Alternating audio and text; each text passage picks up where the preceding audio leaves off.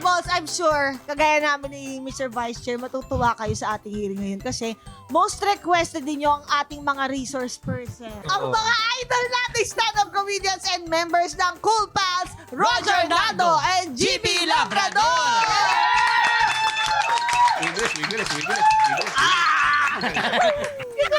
Hindi ko rin alam eh. Ganyan siya pagtulog eh. Ganyan siya pagtutulog. O, di ba? Automatic eh. Pag nananaginip, ganun din yung parang tumatakbong aso. Ang gusto namin malaman talaga sa hearing na ito, ang mga komedyante ba, may karapatan ding ma-offend? Paulit nung tanong. Minsan, pag hindi siyempre galing sa komedyante, offensive siya. Pag biniro ka ng isang komedyante, expect na yung komedyante babawi pabalik. Totoo. Ito mga, alam mo yung may pang mas, ang hirap basta. Kaya panot ko. Alam na nila, panot to. Kasama na dun yung frustration mo na napapanot ka. Paano to? Paano? Tama na. Sa lugar namin, Tatagig, may tatlong ngongo. Nag-aaway kami kasi lagi kami talo sa pass the message. Gano'n. Usap na ng dalawa. Na ako hindi ko naiintindihan yung pinag-uusapan nila. Sabi ko, sino namatay?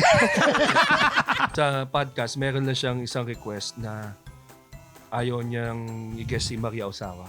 Totoo. Sabi niya, ayokong mag-guess mo yan kasi alam ko yung mga storya niyo magkakaibigan na pinanonood niyan habang nagiinuman kayo. Dapat wag na siya magselos doon kasi siya naman ang Maria asawa mo. Namilit ko lang pagka during sexy time, sinasabi niya na palagi, huwag ka magsalita. Nagtotalk dirty ka? Oo, Paano yung talk dirty mo? Paano? Nyam.